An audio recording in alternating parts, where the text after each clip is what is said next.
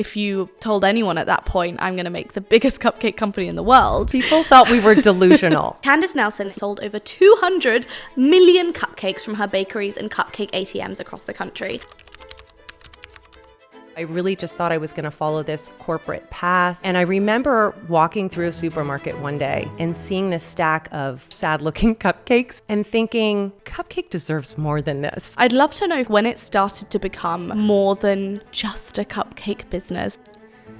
So when we first opened Sprinkles, of course, people said it would never work. Then when we were successful, they said it's just a fad. We just went ahead and bootstrapped and cash flowed. For 8 years, we scaled the business across the country, came up with a cupcake ATM. The moment before something's a breakthrough idea, it's a crazy one. Otherwise, everyone would be doing it. Sprinkles all of a sudden was in the news constantly. It sounds like business is going pretty well for you. Started as a small business. How did you make it work? That is absolutely crazy. What a story. But what happened next was that Candace Nelson is a living, breathing example of how to turn your passion into profit.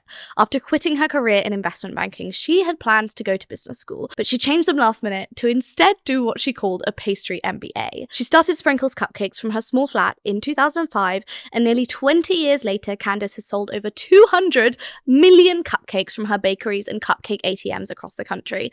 The story of how she achieved this growth is absolutely wild and includes cameos from Tom Cruise and Oprah, from featuring on the US version of Dragon's Den, Shark Tank, to being a judge on Netflix's Cupcake Wars. Candace has created a baking empire, and I cannot wait for you to hear all about it. For this episode in particular, I really wanted to focus on the idea of disrupting a market. If you think about cupcakes, you do not think big business. You think probably the opposite of big business. And what Candace was really able to do was to come into the market and, in her own words, have the delusion of being able to completely reinvent it, even though every single investor, every single friend of theirs, whoever it might be, thought that they were absolutely crazy going down this route. She didn't just disrupt, she changed an entire industry. And I think her story is a perfect example of how far you can go if you really, really, really believe that you can. And you also make a point of thinking of ideas that other people think are absolutely crazy and just trying them.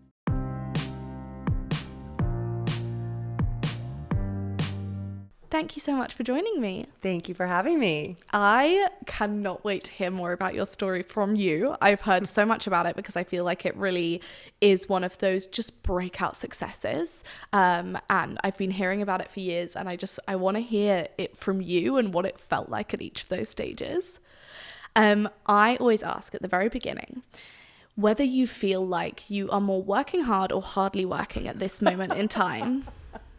Working hard, always. Yeah? Yes. I don't know any different. Right. Is that your only setting? I think it is. Although sometimes I think, my God, I need a vacation. Mm-hmm. And we all need breaks. We all need a rest. But I don't really enjoy my vacation unless I feel like I've earned it. I'm not sure where that comes from. I wish I could just relax on a beach forever and not feel guilty about it. Yeah, I completely agree. And it's one of those things like where when you say, it's like saying that perfectionism's your weakness, and you're kind of like, oh.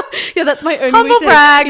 No, but like I feel more fulfilled right when I'm doing certain things, and it is not true to say that I am happier when I am relaxing versus when I'm building. And I feel like that's something that I very much had to reconcile over the past few years, being like, oh, that can be true. Like, you still need breaks, but that can be true. That doesn't need to be like just a like falsity that we tell ourselves. Like, you can enjoy that type of thing. It's kind of like a game. Like, if you make it fun, it can be fun. Absolutely. I think people like us can find our flow in the building of a business, in the challenges that are coming at us every day. There's something just so rewarding about that. Yeah, no, I could not agree more.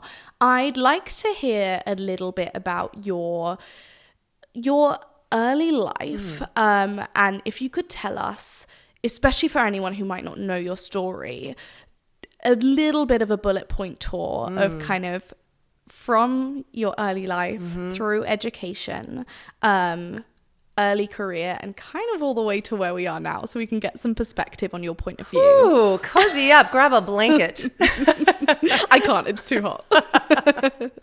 So my family moved around quite a bit when I was growing up, and I spent a lot of my childhood in Southeast Asia, Indonesia, Singapore, Hong Kong. And so it was basically a masterclass in resilience as a young child, because I was constantly walking into new schools, often new countries and cultures, and I needed to find my new group of friends, figure it out. How does this school work, And it gave me a global perspective. It made me very adaptable. I mean, still to this day, you can throw me into any room. I'll find something to talk to with pretty much anyone. Could be a brick wall. I'm ready to go. But oftentimes I found that I felt a bit lonely because I always felt like an outsider. It didn't matter whether I was in the States or overseas. I just didn't quite feel like I fit in. Now there's a name for it, actually. It's called a third culture child. So I was a third culture child. I think the silver lining in that is that it gave me a real strong sense of self, because I really had to rely on myself a lot of those times when I didn't have friends. And I found myself becoming more and more comfortable in uncomfortable situations, ambiguous situations. And you and I both know that's what you do as an entrepreneur. You have to sort of operate not knowing all the answers and just trying to fake it till you make it and figure it out. So that definitely served me well. But I think my sort of itinerant upbringing served me the best in that I kept having this longing for home. And that's what ultimately drove me to start baking as a young child. Because when I was living in Maid on Sumatra and I had a craving for a cupcake or a brownie or a chocolate chip cookie, I couldn't go to the corner store and buy them. So I spent hours and hours in the kitchen with my mom baking these treats that I missed from home. And so baking and food for me is always represented much more than what it is. It's really been a sense of belonging and connection for me. And that sort of set the stage for my future career, unbeknownst to me at the time, because I was being raised by a father who was a corporate lawyer. I didn't have a model for entrepreneurship growing up. I really just thought I was going to follow this corporate path. I went to the right boarding school. I went to the right college. I was recruited into investment banking. And I was following this corporate track thinking that it would bring me security and success because that's what I had been led to believe. And then cut to the dot-com bust of 2000 when everyone I knew who was in, finance and tech in San Francisco, which is where I was living at the time, was out of a job, including myself. I was on the couch. I didn't know what I was going to do. And I realized that what I'd been led to believe wasn't true at all. I didn't have security and I didn't have success. I was down and out on the couch without a plan. And then not long after that, 9/11 happened, and really led me down this path, sort of a self-epiphany, so to speak, where I realized that life was too fleeting to follow someone else's version of success, and I really needed to find my own authentic path. And so that's what got me back in the kitchen. I ended up trading my banking blazer for an apron. I ended up going to pastry school, and that was a real detour from what everyone had expected from me, and frankly, what I'd expected from myself. I thought I was going to be on this corporate path and, sail off into the sunset in suits and heels. And here I was getting my hands dirty in dough, in beautiful ingredients, in this little pastry school kitchen every day. And I loved it. I loved how tactile it was. I loved that it was just so steeped in joy. And I felt like there was this darkness after 9/11, of course, that I had such a strong longing for joy and lightness in my life. And it just felt really good.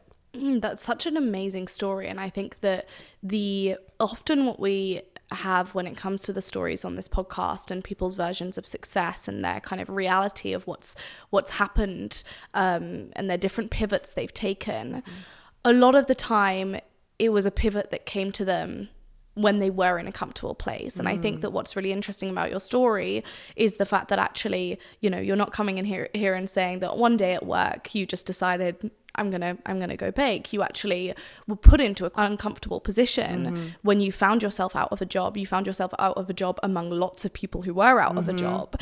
And so you'd kind of pursued this version of success that you'd seen as the right option. It felt like the one that was the most acceptable to yourself, to your parents, to your peers. And became very quickly, I guess, the reality suddenly became kind of came into view. And I think that a lot of people at that point would have clung to this idea that actually you just need to get back into that. Like, you need to get back into that because that is what success looks like to you. And they've, like, to some extent, you've been rejected from that. It's one of the hardest things to lose a job.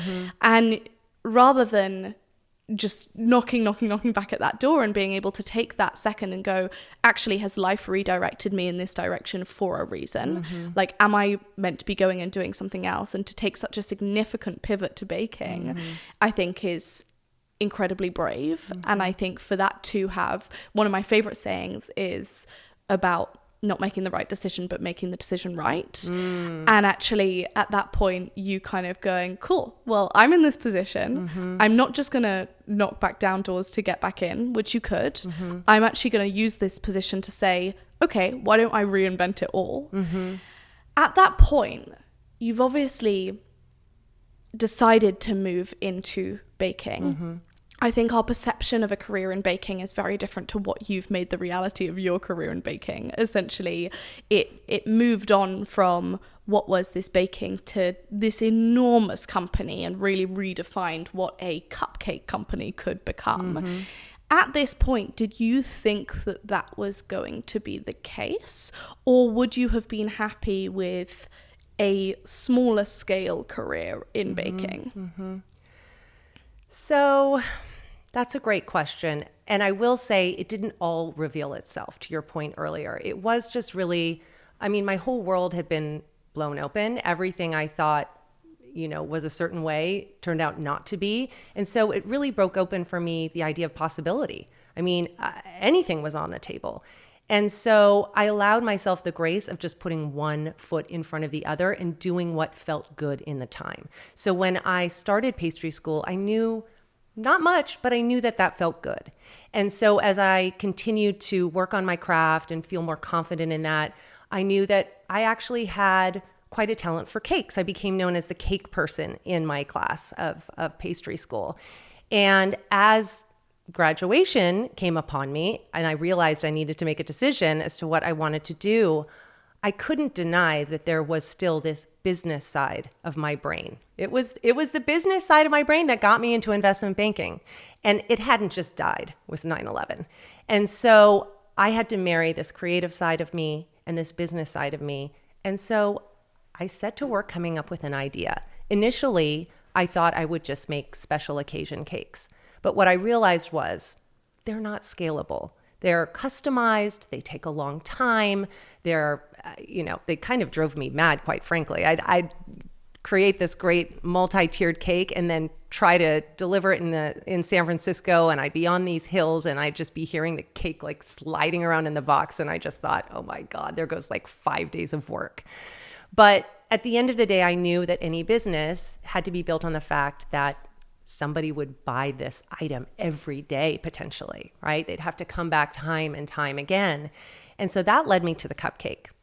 And I remember walking through a supermarket one day and seeing this stack of just rather sad looking cupcakes in plastic clamshells and thinking, the cupcake deserves more than this. I mean, the cupcake in America is sort of a national treasure. We've all grown up with it. And part of my growing up overseas led me to have this almost outsider fascination with American culture. And so I really revered the cupcake because it was so innately American. And so I set about elevating the cupcake to the sort of style and with the care that I was reserving for these special occasion cakes. And the idea of the cupcake being more aspirational, branded, became an idea that I was obsessed with. And I started just working in the kitchen, coming up, recipe developing to come up with the perfect vanilla cupcake, to come up with the perfect dark chocolate cupcake.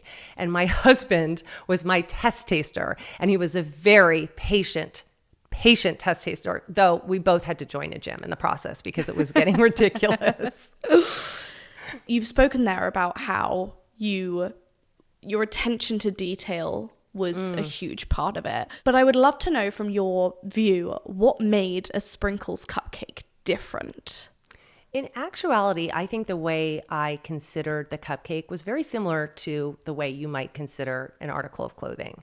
I started with the ingredients, which for you would be the fabric or the material, and I wanted that to be the best that it could be. So the world's best vanilla, the world's best chocolate.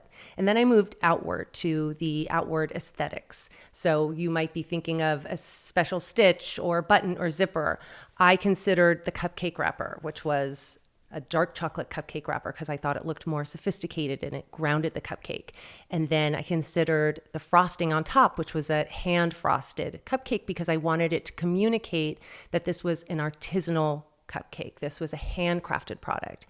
And then ultimately I had to consider the decoration on top.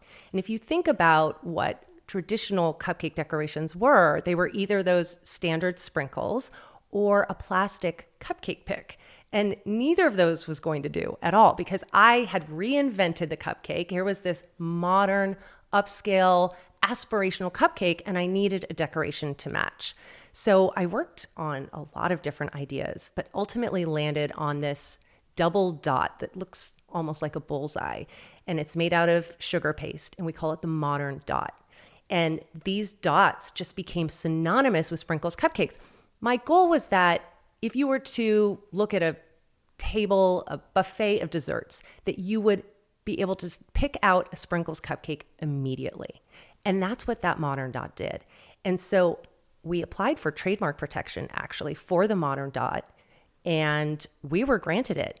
And to your point earlier about, fashion versus food, it's really not that different than like the red lacquered sole of Christian Louboutin's shoes. That's essentially what that modern dot was for us. So really creating branding within the product itself, in the same way as I hope that when someone wears Tala, the person who sees them walking down the street and can read that Tala and they can see how good that person looks and they go, wow, I want a pair of those. It's also being able to identify that, or when someone's coming to a birthday, you want them to pick up Sprinkles because they can show everyone that they got it from Sprinkles. And I feel like that's a really valuable lesson in understanding branding in all different industries. I'd love to know from you when it started to take off, like when it started to become more than just a cupcake business, or however anyone would have seen it. I've heard that there is a crazy story with Tom Cruise.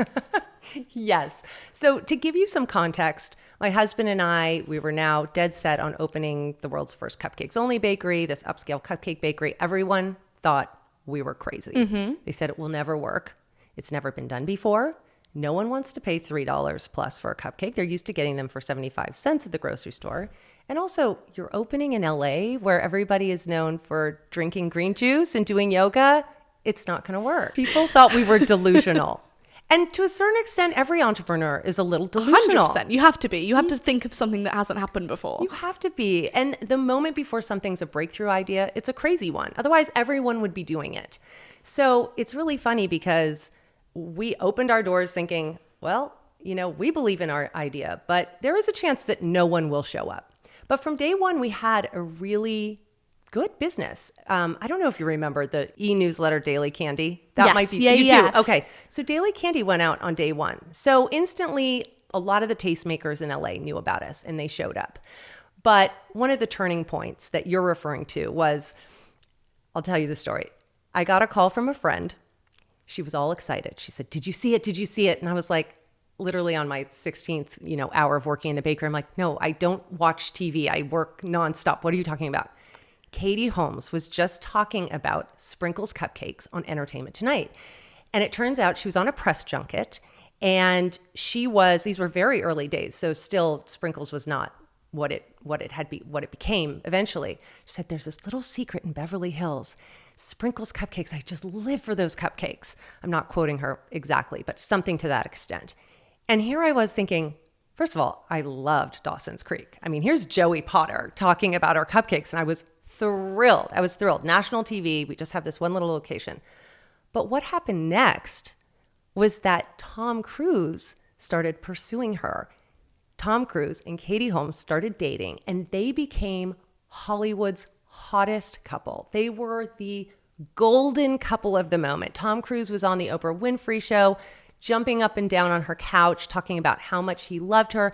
Every journalist, every entertainment reporter in this town was trying to get an interview with this couple, and they would use Sprinkles Cupcakes as bait on the red carpet because they knew that Katie loved them. And so all of a sudden, my little cupcakes were like caught in the middle of this media circus.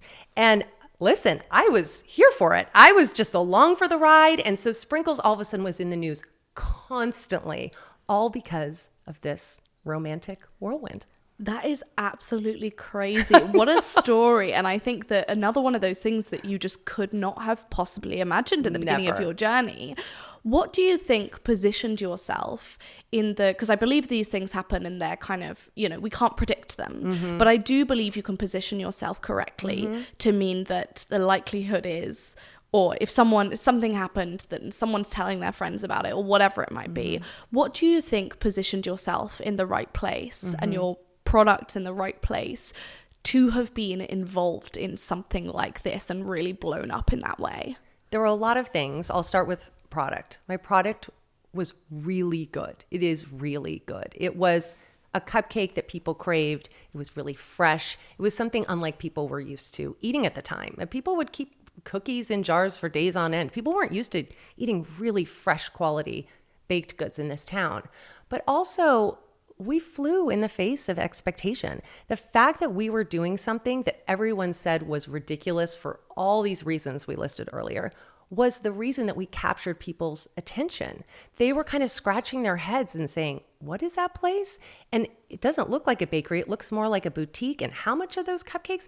And so we really did get that viral marketing. We got that organic word of mouth because not only were people curious about a cupcake shop in the middle of Beverly Hills, but also, by the way, it was the height of the low carb craze at that time. So everything we did was just the antithesis of what people would expect. And that's what gets people talking, because it's really hard to break up out of the noise, right? It's hard to break above the competition and above the noise. And if you do something unexpected and you surprise and delight people, that's how you capture them.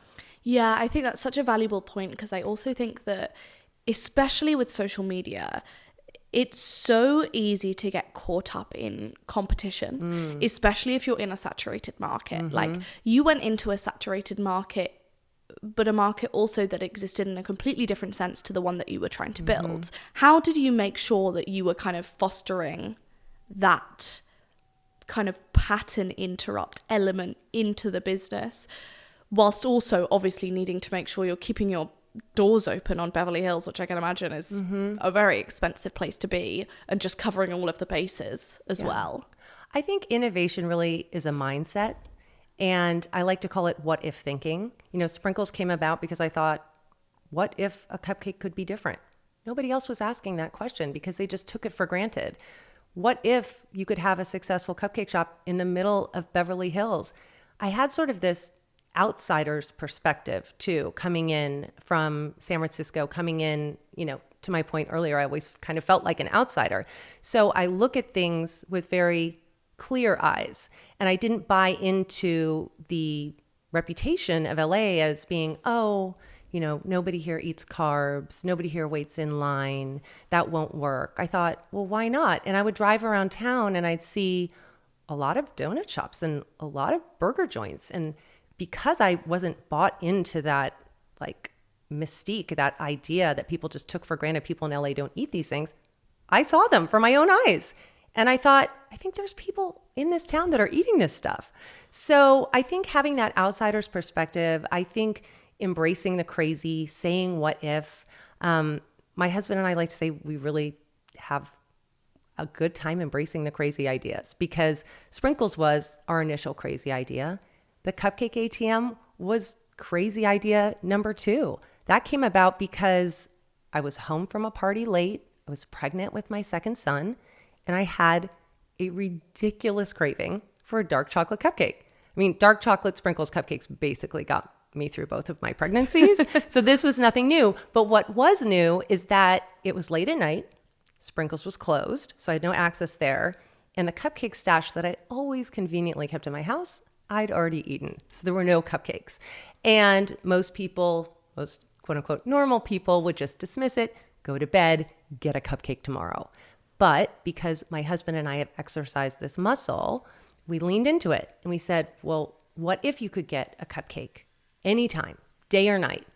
And we batted around these ideas and brainstormed this idea for a magical machine that was open 24/7, that was like an ATM, but instead of dispensing cash, it would dispense fresh cupcakes.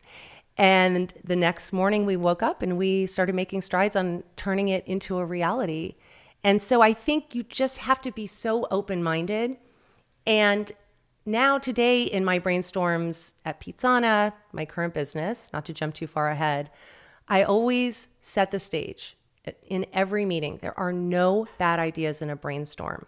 And what I do to set the tone is I throw out the most ridiculous idea first. So just to clear the air and get it off the table. What if we sent Pizzana pizzas into space with Jeff Bezos next time he goes up? I mean, honestly, that would be super cool. But everybody gets a laugh and then they feel comfortable to come up with their crazy idea. And I think that's where innovation comes from. Yeah. And so kind of building it in as rather than as a disruption to the process, it is part of the process. Exactly. I think that's a really, really valuable insight into how you actually build that in, because I think that as someone who is running a scale up, there's so much to do. There's so much to do all the time. There's no role duplication, even just to cover the basis, the basis of what we're doing. People are putting in a huge amount of work, and to at the same time be like, cool, do all of that and also bring me 10 great ideas a month, and let's try all of them and see how it works. It's, you know, it's not always possible, right? But I do think that actually like carving out space and making sure that it's consistently repeated as part of the process rather than a departure from the process, I think is a great piece of advice. And that you're building a culture where people feel comfortable bringing those ideas in. Because listen, not every great idea is going to come from you or me. It's going to come from our customers. It's going to come from our team. We're going to borrow it from another industry. You just have to be open to that and open-minded in terms of asking those bigger questions, but also inviting your team and your customers to feel free and have that communication and feedback. No, I think that's a great piece of advice. At this stage, around the time of the ATM, or even before that, kind of with when you've started to see yourself really blowing up, like the company really blowing up, had you taken any outside investment? No. So to your point earlier, 2 out-of-work investment bankers going to bet it all on cupcakes. People thought we were nuts. And so there was no option for investment when we were first getting started. And we knew that. Coming from the finance world, we knew that. So we pooled our resources. We had a little bit of money from just, you know, a couple of bonuses. And, Charles had worked at a company where there'd been some liquidity with some stock options, but nothing crazy. I mean, we were renting a duplex in West Hollywood. We had a very used, often breaking down car. And we were eating Trader Joe salads for dinner every night versus our friends who are now on this corporate track and getting promotions and going on beautiful trips and going out to dinner. We decided we were going to make the sacrifice for our longer term goals. And so we took the financial risk. We took the reputational risk. We worked hard. We sacrificed. And everyone said we were nuts. But then sure enough, when we opened to lines out the door, that's when all the investors came crawling out of the woodwork, desperate to invest, desperate to franchise. And we said, where were you guys 6 months ago? We don't need you now. And so we just went ahead and bootstrapped and cash flowed. For 8 years, we scaled the business across the country, came up with a cupcake ATM. And it wasn't until 2012, we opened our doors first in 2005, that we sold a majority stake to private equity. Charles and I were the only 2 names on the cap table. That's incredible. Was there ever a point during that where, you know, you're obviously profitable because you're able to keep going without kind of having that investment, without burning through the cash. Was there ever a point during that you thought, we could take a bit of investment and we could go a little bit faster? There was a moment where we considered franchising. not because we wanted to, but because people were really desperate for us to. Right.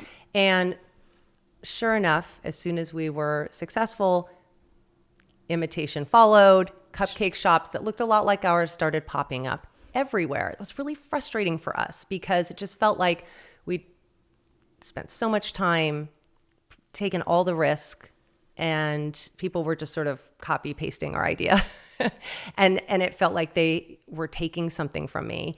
And I got a little distracted by that. But there's no point in getting distracted. You have to focus on what you're doing. And I think there was just a fear with franchising that even though we could go a lot faster, there's only a few little details that make the difference between an exceptional cupcake and an exceptional experience and an average and forgettable one. And so being the perfectionist control freaks that we were, we decided to do it our way, which was the slow way, but certainly protected our brand in the end. Yeah, no, and it makes complete sense. And it's one of those things that in hindsight is absolutely, the right idea. But at the time, I can so imagine, especially when I don't think it's too far to say that I'm sure some people would have been telling you that you were a trend, that you were something that was hitting off at the time and was going to come crashing back down very soon. So how did you avoid just becoming a trend to the point that actually 8 years later you were able to sell to private equity and with a great business that continued to grow? I think the thing that gave me comfort was that cupcakes are a beloved American treat. It wasn't like I was bringing some unique trend from another country and having to educate people on what this was. Truly, the only education I had to do was this costs this much because of all of this care and these ingredients that have gone into it. And so I knew that there was an enduring quality to cupcakes in our culture in general. And then on top of that, I know that if you're delivering an incredible product and solving a need, which was, everybody has to have a birthday, everybody has events in terms of birthday parties, bridal showers, weddings. People were celebrating their weddings with sprinkles. And and gifting became a really big part of our business because these cupcakes felt as if they were a luxury product. So they were something that was worthy of giving, as opposed to, a bouquet of flowers or a nice bottle of wine. They were on par with that. So I had comfort in the fact that people love cupcakes and they would love a good product. But I have to laugh when you say people called us a trend, because when we first opened, of course, people said it would never work. Then when we were successful, they said, oh, it's just a fad. Then when we opened our second location in Orange County, they said it's just a Southern California phenomenon. It won't work outside Southern California. Then we scaled to Texas and across the country. And then they said, well, it will never last. And so my point is, you really have to have a strong sense of self and an unwavering belief in your vision, because if you're waiting for other people to tell you you're on the right path, you're going to be waiting for a long time. But I think quality is always going to keep people coming back, and then just continuing to try to surprise and delight. So that's where that innovation piece comes in. So let's talk about that surprising and delighting. Sounds weird when you say it that way. But that's actually a key part of Tala's strategy and kind of understanding how we can make sure we are constantly impressing our customer and constantly giving them things to talk about, get excited about, etc., etc. I'd love to speak about Sprinkles' approach to surprise and delight as a strategy as a whole. I'll give you an example of something we did early on that I think is a great example of this. So this is back in the day when Facebook was still generally a place where college kids were communicating with one another, but they were just starting to move into the business space. And Sprinkles was an early adopter. We were using Facebook in really innovative ways. And back in that early, more chronological algorithm, when people, you'd push something out and people would see it right then, we had this program called Whisper Words. And it encouraged people to follow us on our, newbie nascent social platforms. And so if you followed us on Facebook and you got the whisper word for the day, you could come in, whisper to the person behind the cash register, and get a free cupcake. And so it just started this sort of virality to it, because you'd be waiting in line, you'd see someone kind of, hunch over and whisper this word to the cashier, and you'd think, what is this? It's this sort of secret club. So it became this community builder, and also just a really fun surprise and delight moment whereby if you happen to be walking by a Sprinkles and you checked your Facebook and you had the word of the day, you could get a cupcake for a friend. That's such a great activation. And I feel like it's one of those ones where, someone says that idea, you go, yeah, that could work, but they're going to lose that much revenue for the people coming. And like, are people really going to do it? And then are they really going to actually buy it if they see that they can get it free or whatever it might be?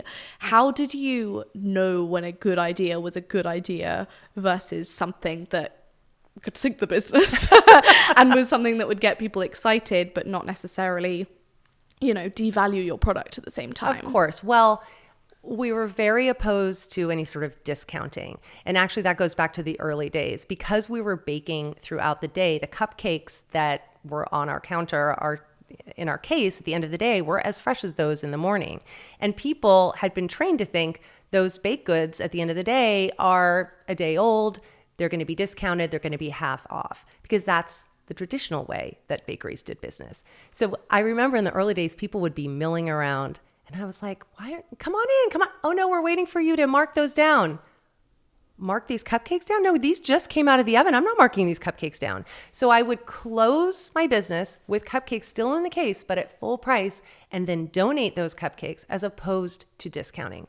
But in terms of doing promotions like that, I think you can stay nimble. I mean, you're not promising this discounted cupcake forever. It's literally a fleeting thing. It's like, for the next few hours, you can come in and do this, and then it's over.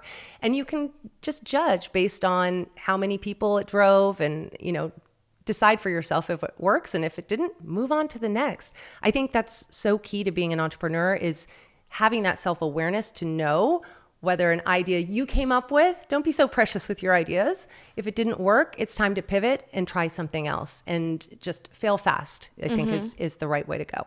I love the fail fast saying. I'd like to look retrospectively at your kind of journey as a whole.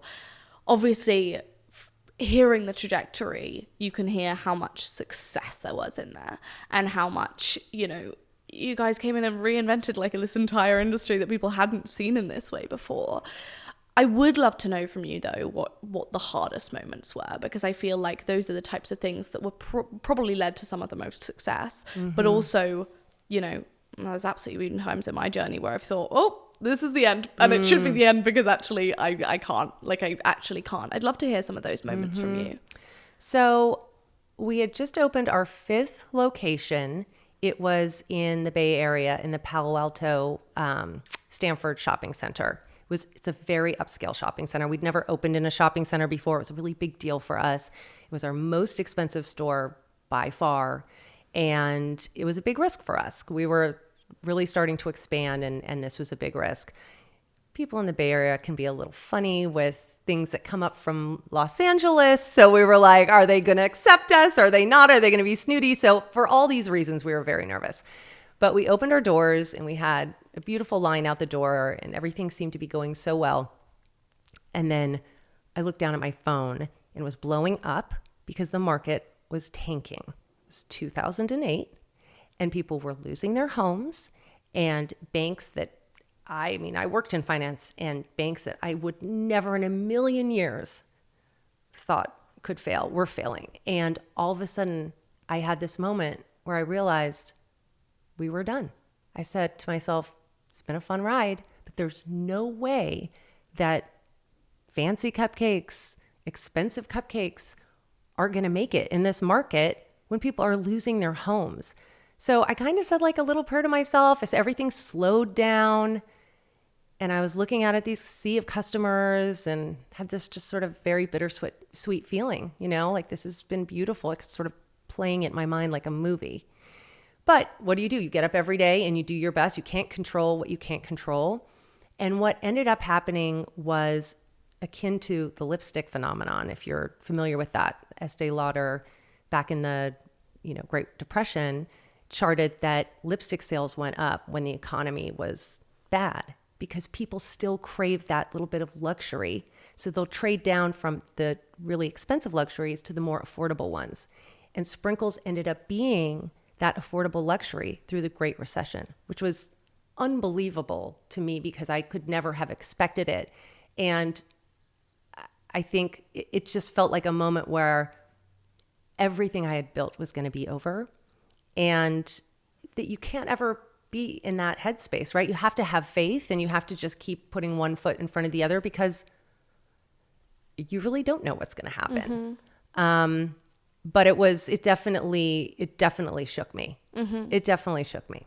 Yeah, no, I can imagine. I can imagine that the uncertainty during that time. I mean, entrepreneurship is filled with uncertainty. That's literally probably the most defining factor.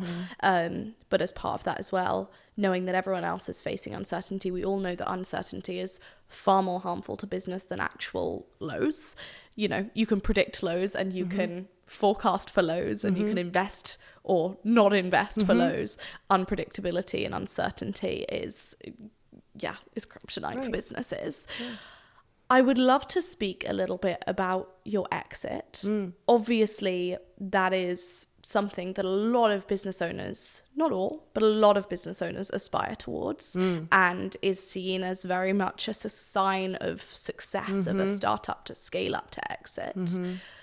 How did that feel, exiting this business that you've created from literally a seed idea in your brain? So I'd say that might be another one of the hardships that I faced. Maybe not as relatable to everyone because it happened on the heels of an exit, and an exit that I wanted for a lot of reasons. I had 2 young boys that were now starting school, and I really, because of my own upbringing, wanted them to have roots, and I didn't want to be toting them around to every store opening that we had across the country, which is what we were doing at the time. And then also because Charles and I really thought of ourselves as those 0 to 1 people, you know, the creation of the brand, the building of the team, but the scaling part, the operational part. Listen, we did it to 11 stores across the country. We did a good job, but we really didn't want to have founder syndrome where we felt like nobody else could raise our baby. And there had to be other people out there who were much more well operationally versed to scale from 11 to 50. And so for those reasons, personal and business, we went through a process. We found a private equity firm who loved our brand, believed in our brand, and they were the right partner for us. So even though it was something that I wanted and that I was prepared for, I still didn't know how hard it was going to be for me to let go of my first baby, essentially. It was so hard. And there was a moment when, before we named it Sprinkles, I thought for a second about Candace's Cupcakes. And then I thought, no, if we sell it, that's going to be really hard. It was still really hard. My identity was so caught up in this brand because it was everything. I'd poured everything into it. It literally was my first child. And I felt unmoored, you know? And even to this day, I think a lot of people don't know that I'm not operationally involved. That's how tied I am to the brand. People still don't know, and it's been more than a decade. I didn't do a good job of knowing what I was going to do next. I think I was just so exhausted. I was so battle weary that all I could think about was I just need a break. But we are people that can't take a break for long. And so I really should have thought more thoughtfully about my next move because, you know, obviously I spent a lot of time with my kids. You know, I poured into being class mom and doing all the charitable things I hadn't had an opportunity to do. But then all of a sudden my identity was sort of lost. Did you know that you definitely wanted to start something new that would be yours all over again? I really didn't think that far in advance. It really was just, I have to get to this finish line. This finish line is an exit, and that's success, and that's the end. And what I didn't realize was it's all about the journey. It's about getting up and working with people that you love and admire and tackling those problems and just pouring yourself into something that really lights you up. And without that, I was like just a deflated balloon or something. I didn't realize, I didn't give enough credit to the fact that I loved all the stuff that pissed me off to a certain extent. Yeah, to a certain extent. I can completely imagine that. And it felt very surreal to drive by Sprinkles in Beverly Hills, which I do all the time, and go in, and sometimes people have no idea who I am. You're like, yeah, such a me. I invented you guys. Yeah, no, and I think that's really brave and powerful to say. And like, I think it's really important to have people say, cool, what are you going to do next? Right. Like, what is going to like set your heart on fire after this? Right. Do you want to build from the ground up? Do you want to enjoy this thing that you've built? Right. And I mean, if you keep thinking life starts then what is this? You're not actually living. You're getting up every day. You're just waiting for that moment when life can begin, when this exit happens, when XYZ happens. No, this is life. This is the good stuff. The getting up and, problem solving all day long.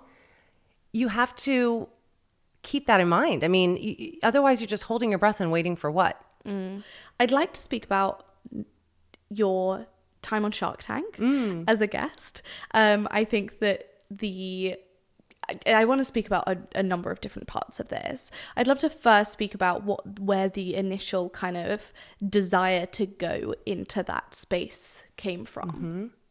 So since stepping away from Sprinkles, I have started another concept, Pizzana. It's based on Neapolitan pizza. And I've also been angel investing in consumer brands that I love, mentoring other entrepreneurs. And so it's just become a natural part of my life. And so when Shark Tank reached out and asked if I wanted to be a guest shark, I thought, let's see, I've been on Cupcake Wars and Sugar Rush, but I think if I go on Shark Tank, my kids might finally think I'm cool.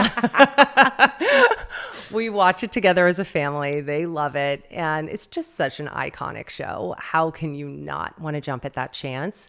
And so I did. I bought my red suit, put on my red lips, and headed on out to the Shark Tank. Oh, I love that. And what's your favorite part of what you've kind of got out of that show? I think just taking part in such an iconic show that represents the American dream, that represents the opportunities of entrepreneurship, that fills me up. I believe in all of that. And then sitting alongside people like Mark Cuban, Kevin O'Leary, Lori Grenier, who I did a deal with, is pretty exceptional. And then being face to face with these founders who are building their dream companies. And my heart goes out to them every time they step on that stage, because they're putting themselves out there. They don't know how that pitch is going to go. And by the way, it's all real. I have no idea who's coming out before they come out. They don't even know who the guest shark is going to be. And they get out there. Sometimes they flub their pitch. Sometimes they're just on fire. Sometimes it just doesn't go their way, or the shark that they wanted isn't interested. And it's just exciting because it is so real, live stakes. There's big amounts of money involved.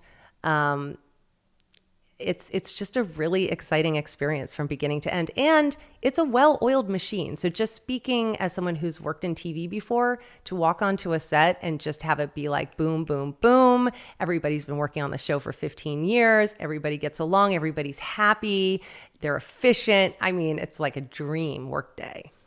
And as a shark on Shark Tank, what would be your biggest pieces of advice to someone pitching for investment? So when I'm looking at potential investments, I want to know that this person, this founder, is uniquely suited to build this company.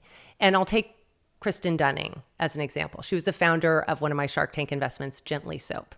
Kristen Dunning had suffered from debilitating eczema growing up. She'd been bullied as a result of it. She'd always wanted to have a joyful bathing experience, be able to, use soap that was something other than what her doctor was giving her, that clinical bar of soap. She also happened to be a plant researcher. So she was going to school, working with plants.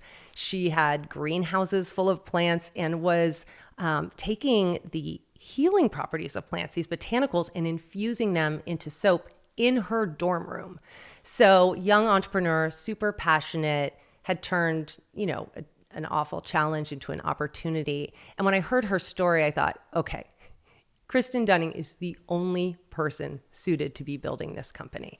From her origin story to just her talents and her deep like amount of expertise in plants. She was the only one. So I invested in her. She's an incredible young founder. Her soap, Gently soap, is botanical infused for people with eczema, sensitive skin. So shameless plug, check it out. And then I want to know that the product is good. You and I are completely in sync here. I mean, the product has to be amazing. It's mind-boggling how much choice consumers have out there, and they're fickle. You really have to do something not a little bit better than what's out there, but sort of orders of magnitude better than what's out there. And so dare to be different, dare to make some noise, but have an exceptional product, because you can get them to try it once, but if they don't love it, they're not coming back, and you can't build a business on that. When I think about the fact that I'm investing in someone's business, I'm investing in them, and we're becoming partners in a way. So I want to understand that this founder has a certain degree of self-awareness. We've talked about how there's delusion that comes along with the entrepreneurship journey. And that's important because there's no innovation without delusion. And you've got to be dead set on your plan. But if your plan doesn't work out, or we have to have a hard conversation about your strategy not being the right one, I need to understand that you're going to be able to hear that and not be defensive. And sometimes you'll see that in the tank, right? One of the sharks will give some tough love, and the founder will get quite defensive. And that's usually a red flag for all of us, that might not be someone that we want to work with, because there are going to be a lot of hard conversations to be had. And you want to understand that in spite of, being so dead set on your vision and so committed to this cause, that you're still going to be open to hearing when it might not work, and the the possibility of pivoting being a necessity. Yeah, no, I think that's incredibly important. And before we finish, I'd love to know from you, what is the best piece of advice that you've ever been given? Oh, so an actor friend once told me, don't read your reviews. And I remember in the early days how hard that was, because I was so obsessed with reading Yelp. And Yelp is such a brutal platform that restaurants rely on. And if I got a great review, I would just have a great day. And if we had a bad review, it would cut me to the core, because I took my business so personally. But I realized that my friend was right, because if you gave credit to the good reviews, you had to give credit to the bad ones. And if you are on this emotional roller coaster ride every day, with your day hinging on these reviews, you were taking your eye off the ball on what was really important, which was building your business. And, don't read your reviews is pretty universally applicable these days, because whether you're an author on Amazon or whether you have a social media account, your reviews are your comments, right? Underneath your caption and your picture. And everybody has an opinion. So the lesson is to just have a really, really strong sense of self and not let all of that noise out there take you off your game. Now, having said that, as a restaurant owner, I have to stay on top of feedback, and I want customer feedback and all of that. But I learned to look for trends. If I'm getting multiple people saying the same thing, then I know it's something I have to investigate and look into, as opposed to just one review throwing me off my game. Right, exactly. So being able to make sure that you can learn from things that need to be learned from, and spot these trends and spot things that perhaps need to be fixed, because there are always going to be those. Like emotional regulation, right? Like, don't go looking. Right. We can deal with this problem. We can deal with another problem. What we can't deal with is literally everything at once, because we went looking for it to ruin our own day. My husband used to calm me down, because I'd be on Yelp in the bakery looking at reviews, and I'd say, people hate us, they hate us. And he'd say, could you stop? Because there's a line out the door of customers who want your cupcakes, and I could really use your help boxing cupcakes. And it's just like, I just click right back in, like, this is ridiculous. The true test is that there are still customers lining out my door. People love to bitch and moan online. So, take that with a huge grain of salt. Right. You can refine, and you can move in the right direction. You can understand, and you can get feedback, but you can't do any of those things if you are stuck on this just assumption that everyone hates you and that you're not where you need to be, because nothing can completely change overnight. Exactly. Well, I think that's the perfect place to end. Thank you so much for your time. This has been incredibly enlightening and inspiring as a whole, in terms of, I feel like anyone who wants to start a business and really reinvent an industry can listen to this episode, grow that delusion, use that delusion in the right direction. I think that's the most valuable kind of piece of advice that we can give people. Well, thank you for having me. I always love speaking with other entrepreneurs, and you're doing it right. I mean, Thank you. congratulations on all your success. Thank you so much. That means a lot.